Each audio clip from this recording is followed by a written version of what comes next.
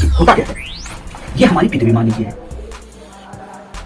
ठीक है। हम आधी पृथ्वी ही बना रहे हैं, चाहे तो ऐसे ही बना दें पूरा। कहने का मतलब क्या है, मेरे को समझाना है, हमारी पृथ्वी गोल है और गोल होने के नाते हमारी पृथ्वी अपने अक्ष पर घूम भी रही है और घूमने के साथ साथ पृथ्वी के चारों तरफ धूल कण है। कहने का मतलब पृथ्वी धूल है, ठीक है, यहाँ पर बहुत सारी धूल है, तो ये पृथ्वी घूम भी रही है। तो हमारे इन्वायरमेंट तो आप पिछले वीडियो हमारे आप देखे होंगे, तो कहने का मतलब बहुत सारा डस्ट पार्टिकल जिसको एरोसॉल कहते हैं पूरी पृथ्वी पर विद्यमान है। जब पूरी पृथ्वी विद्यमान मतलब छोटे छोटे पार्टिकल इस तरीके से, ठीक है, इस तरीके से ये देखिए, ये सब डस्ट पार्टिकल है, मतलब धूल कण, ठीक है, धूल कण। आप देखिएगा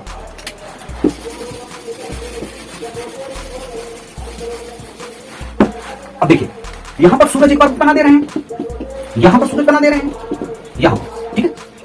अब देखिए हम अगर खड़े हैं कहां पर, यहां पर कोई व्यक्ति यहां पर खड़ा है, पृथ्वी अगर पश्चिम से पूर्व की तरफ घूम रही है, अगर यह व्यक्ति यहां पर लाल प्रकाश देखता है, कहने का मतलब क्या है, इसको ये धूल कण, यह प्रकाश आया पृथ्वी के वायुमंडल में और वायुमंडल में यह प्रकाश धूल कण का सामना इतना दूर किया। कहने का मतलब क्या, धूल कण यह प्रकाश इतनी दूर झेला। अब देखिए होता क्या है, जिसकी वेवलेंथ ज्यादा होती है वह धूल कण के द्वारा विकृत नहीं होता है। कहने का मतलब क्या है, थोड़ा प्रकाश बारे में बताने। ये देखिए मान लीजिए एक टॉर्च है, अब यह टॉर्च अपनी रोशनी भेजा, अब यहाँ पर बहुत सारे धूल कण हैं, ठीक है, बहुत सारे धूल कण हैं, तो यह धूल कण यह प्रकाश को अवरोध के रूप में देखता है, यह प्रकाश जाने नहीं देता है उस पार, ठीक है। कहने का मतलब क्या है, यह देखिए यहाँ पर धूल कण पृथ्वी के चारों तरफ है, सूर्य अपना प्रकाश छोड़ा इस पृथ्वी इसकी आंखों में आने के लिए, तो यहाँ पर इसको ढेर सारे धूल कणों का सामना करना पड़ा इस प्रकाश को, ठीक है। और इस प्रकाश को क्या करना पड़ा, ज्यादा नहीं करना पड़ा, तुरंत आ गया, ठीक है। यह प्रकाश 7 रंग विविधों के जो होते हैं, ये सातों रंग तो आए, लेकिन यहाँ पर ज्यादा धूल कण का सामना करना पड़ा, यहाँ पर बहुत कम, दोपहर में, ठीक है, यहाँ पर बहुत ज्यादा, जैसे यहाँ पर वैसे यहाँ पर। अब देखिए धूल कण का सामना जब ये 7 रंग करते हैं तो जिनका वेवलेंथ बहुत ज्यादा होता है, कहने का मतलब जैसे विद्युत का भी हम समझाए ना, रेड, नारंगी, ठीक है, पीला, तो ये सब क्या है, यह ज्यादा वेवलेंथ वाले हैं। जो ज्यादा वेवलेंथ वाली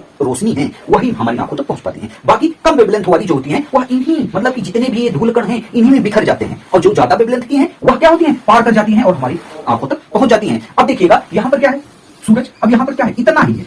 अब समझ रहे हैं, यहां से लेकर यहां तक ये दूरी ज्यादा है कि यह ज्यादा है कि यह ज्यादा है। देखिए ज्यादा ये दोनों है, तब इन दोनों मतलब विद्युत, इन दोनों सातों रंगों को यहां से यहां तक आना पड़ रहा है, यहां से यहां तक आना पड़ रहा है। इसलिए सुबह शाम, ठीक है, सुबह शाम सारे रंग गायब हो जा रहे हैं, केवल लाल और नारंगी हमारे पास पहुंच पा रहा है। लेकिन दोपहर में क्या हो रहा है, इस रोशनी को ज्यादा सामना नहीं करना पड़ रहा है धूल कण को, जिससे सातों रंग आ गए, और सातों रंग जब एक साथ मिलेंगे तो वो सफेद हो जाएंगे, ठीक है। कभी सूर्य के सातों रंग जितने विद्युत हैं उसको ले लीजिए मार्केट से रंग और उसको आपस में मिला लीजिए, देखिए सफेद बन जाएगा, श्योर है सफेद बन जाएगा, क्योंकि ये सातों रंग अभी दोपहर है, ठीक है, दोपहर में जितनी रोशनी पड़ रही है सफेद पड़ रही है, लेकिन ये सच में सफेद नहीं है, ये 7 रंग हैं जो मिलकर के सफेद बन गए हैं। लेकिन यही जब धूल कण को स्कैटरिंग, ठीक है, प्रकीर्णन जिसे कहते हैं, प्रकीर्णन कभी एग्जाम में बहुत बार पूछा जाता है, प्रकीर्णन जिसे कहते हैं, प्रकीर्णन का ही ये परिणाम है जो सुबह और शाम हमारे पास जो रोशनी लाल आती है वह प्रकीर्णन का ही कमाल है। उम्मीद है यह प्रकीर्णन या स्कैटरिंग या सुबह शाम की जो लाल प्रकाश हमारे पास पहुंचता है इसको आप अच्छे से समझ गए होंगे। आप चैनल को सब्सक्राइब करिए और लाइक करिए और दूसरों में शेयर जरूर करिएगा। मिलते हैं अगले नॉलेज के साथ, तब तक के लिए जय हिंद, जय भारत।